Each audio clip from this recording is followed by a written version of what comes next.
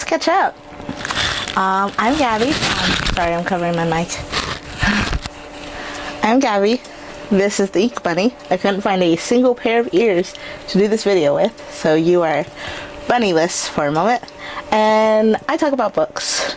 Let's talk about what I've been reading lately. So we're towards the middle of May, almost the end of May. I just finished 2 books. Neon Gods by Katie Roberts. I listened to this on audio from Spotify. I gave this 5 carrots. It's essentially court intrigue without the court, without the fantasy.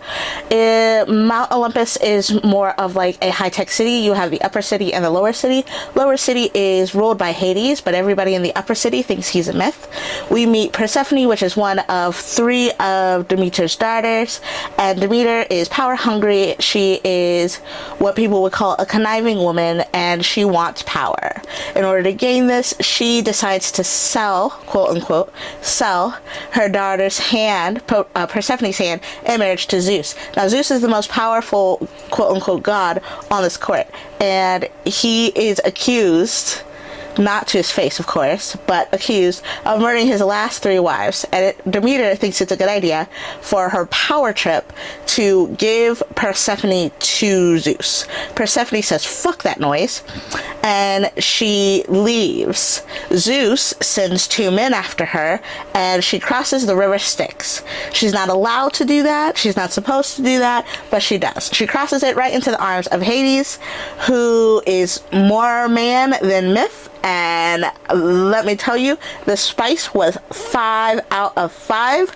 The story was 5 out of 5, and I loved this description and version of Persephone and Hades. I am definitely interested in reading the next book, which I believe is called Wicked Gods, and just to see what's going on with that. But I gave this 5 carrots. I loved it.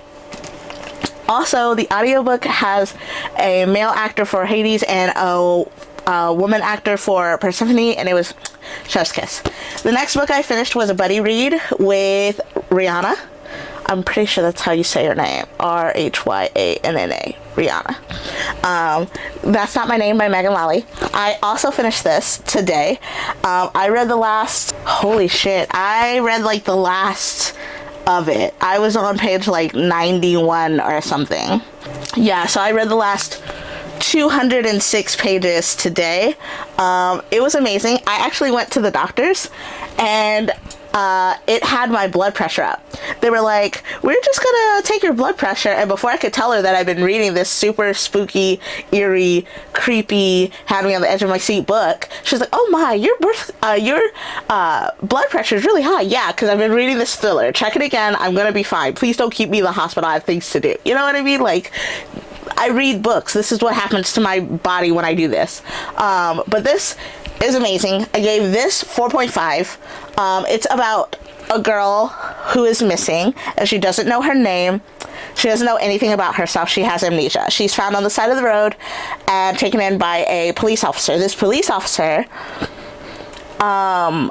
is trying to figure out who she is when her father comes into the police station with all the records and identifications and things that were necessary, and she goes home. As she's living with this man called Wayne, who's supposed to be her father, things just don't start adding up. He doesn't remember what she's allergic to. She has different memories of what he's saying, this, that, and the other. In the second point of view in this book, Drew, a boyfriend from Washington City, his girlfriend has been missing. His girlfriend has been missing for 5 weeks, and everyone in the city has turned on him.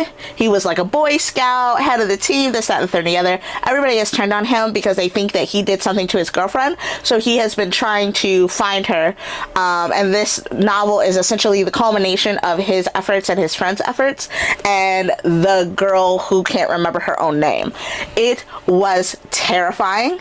It was way darker than I was expecting. I loved a lot about it, which is why it got a 4.5. There were some things in it that I was not a fan of, and I do think that the people who like dropped the ball got away much too easy, so I wasn't really a fan of that. But overall, great book to read together. I had so much fun communicating with Rihanna, talking about what was happening in this book, and I took so many notes. My book Mori has like 25 notes for this book. So those are the books that I finished. The book club read is Where Sleeping Girls Lie by Farida Abike Iyamidi, and I have that physically, and I'm just about 50% in. Our next cutoff is part 3. So I don't think I'm too far away. I think I'm about 10 chapters away. Yeah, because then it'll be part 3. Yeah. So this is where I need to get to, and that pink divider is where I am. So not bad. About maybe 100 pages. Yeah, about 100 pages. So easy read. I saw the rest of this week. I saw the rest of next week. I will also be starting the book that shall not be named. I want to put the title here, but that's all I'm giving it because it is part of the boycott. I did receive this arc from NetGalley, and I am going to read it, and I am going to review it for NetGalley, but I will not be promoting it or posting it anywhere else. And that's pretty much it. I think I really put myself into a bit of a bind with all of these arcs because of the 90 books that I finished this year, 25 of them have been arcs, and that's a lot. There's no room for my reading. And I haven't really read anything physical. Thankfully, once I finish Where Sleeping Girls Lie, that's 3 physical books off my TBR, so that's nice. But yeah, I think I'm ready to go back to being a mood reader and just reading, just picking up what I want to read and not having any responsibilities. So I only have 17 more arcs that I'm waiting on for approval, and then I think for 2025 I think I'm only going to do maybe 1 arc a month because I ordered a bunch of them and then they all came in. So I think I'm at 3 or 4 arcs per month this year, which is a lot. Finishing Neon Gods, that was book 90 for the year, which is wild. I was so proud of myself. Last year I hit 100 books in June, and I'm at 90 books in the middle of May, so I'm hoping that I will hit 100 in that same time frame and see how far I get, because after 100 I think I finished 49 books after that cutoff, which was amazing because my goal last year was only 65 books, and my goal this year I believe is either 70 or 75 books, one of the two. I honestly can't remember. So yeah, the fact that I'm almost to 100 and we haven't even hit the middle of the year is really crazy to me. I do want to focus on those 24 for 24 books that I chose for myself this year. Those are the next steps after I finish the buddy read and the arc. But yeah, that's pretty much what's been happening. And I will catch you next time. Bye!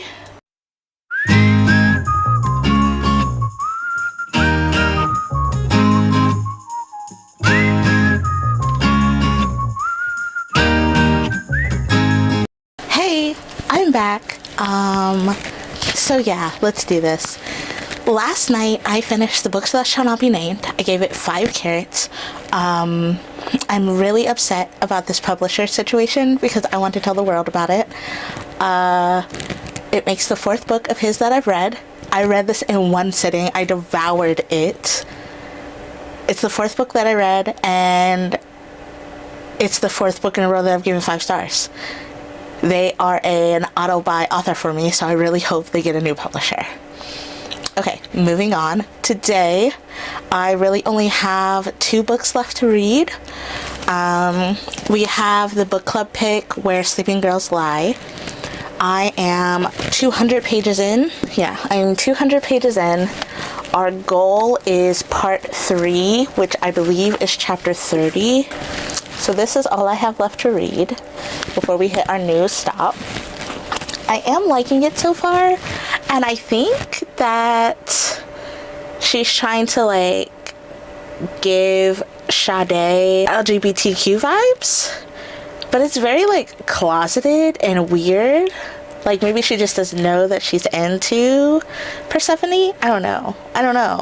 Those are the vibes that I get. Like, I'm getting sapphic vibes, but there hasn't really been any evidence of it yet, which is like, what are we doing here? But yeah, I'm 50% in. The goal is chapter 30. That's like 8 chapters from now. I have In a Dark Mirror by Kat Davies, which comes out on the 1st of June, so I want to finish that up. But that's pretty much it. I don't really have any other required reading, so I'm so excited to be free. I think if I'm able to finish it before June, I might finally start the Herculia Jones readathon. So yeah, keep a lookout for that. It is Wednesday the 22nd at like 11 or something, and I will see you guys again soon. Bye. Sleuth out. That I have to work on. So this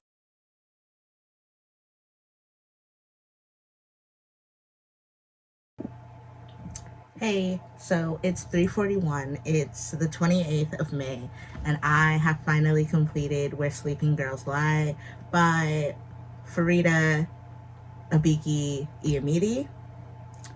My final score is going to be a 3.25. I see what she was trying to do, and in that respect, she did it. But personally, it took too long. It was like the book equivalent of a Dragon Ball Z episode. There was just so much filler that was unnecessary. Like, this book easily could have been 325, 350 pages. Easily.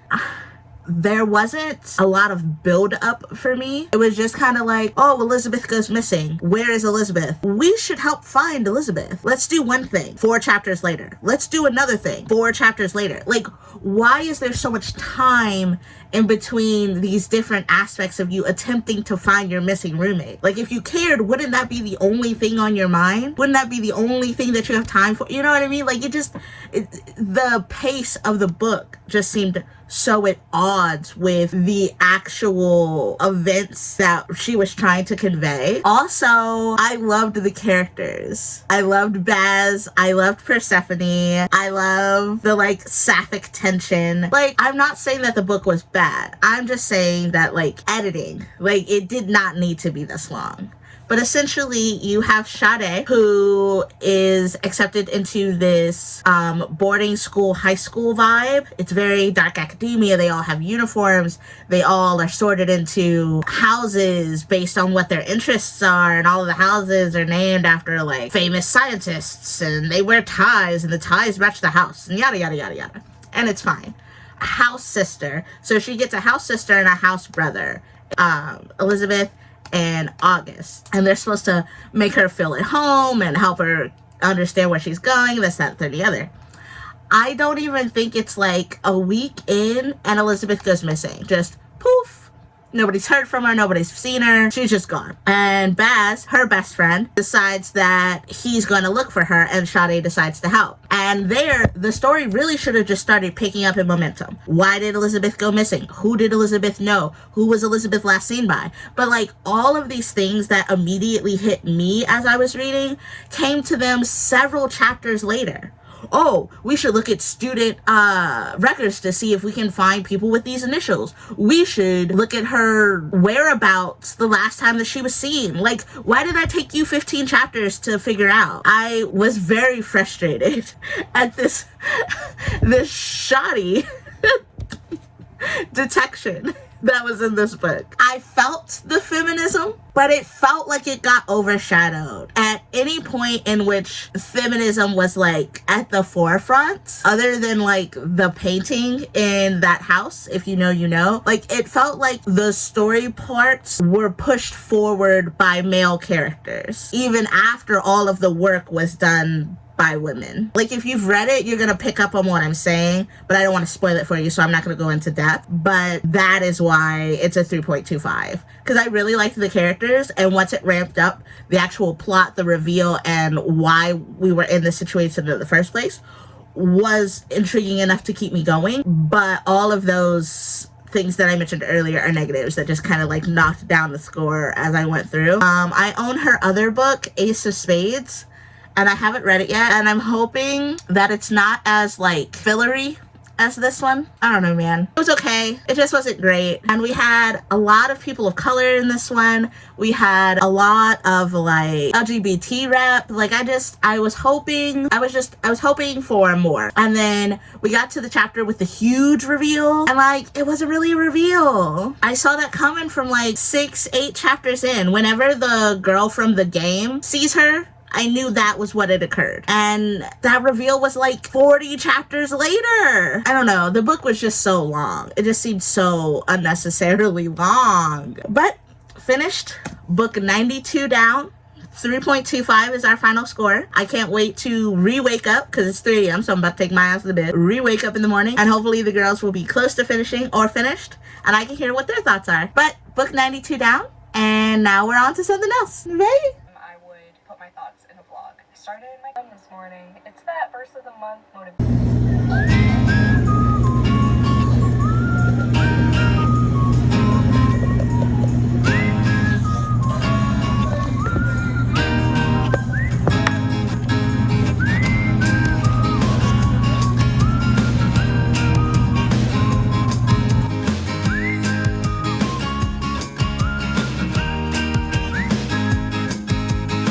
I have to tell you what I feel deep within my heart.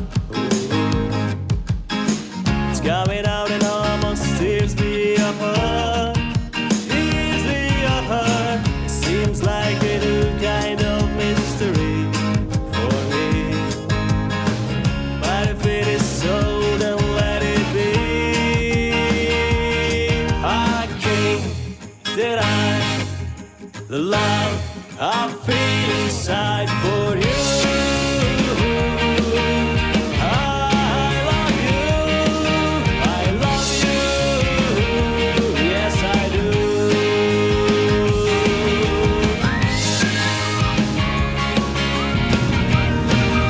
I am the golden arrow. I am anger caught in the throat. I am what prowls the woods at night. I am what wants and devours.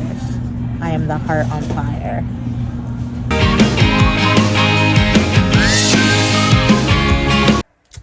Hey, so it's 12:24. It's the 29th of May, and I finished another book. Artemis Made Me Do It by Trista Mateer. I'm naming this 5 Carrots. It made my heart hurt. It's basically written for all of those elder-daughter girlies who essentially raised everybody and didn't really get to have a childhood of their own, and are people pleasers and more worried about making sure that everybody else is okay and not giving themselves the self-care that they need and deserve. Guilty. It hurt, but I needed it, and I fucking love feminist poetry so much. Trigger warnings. This does have content warnings ahead. There is a list of trigger warnings in the front couple of pages, so you know before you get into it. But yeah, it was great. I absolutely loved it. The biggest thing that I have to think about now is whether or not I move on to Persephone Made Me Do It, or if I wait and give myself a little bit of a breather, because I read the first one last year, and then I just read book 2 today, so trying to decide if I should take another almost year break and read book 3, or if I should read it right now. But this is finished. This is book 93 of the year, and I'm still trying to decide what I want to read next, I think, because June 1st is like 3 days away. I'm probably going to start the 24-hour Herculia Jones readathon. So I'm trying to see if I can find anything to read in between then. Because I made a little shelf that's like, I want to read these like TBRs. Like I went through my shelves and I was like, this sounds good, this sounds good, that sounds good. I made a shelf. So I'm looking at that shelf like, what am I thinking about next? I don't know. But you'll know soon. Bye.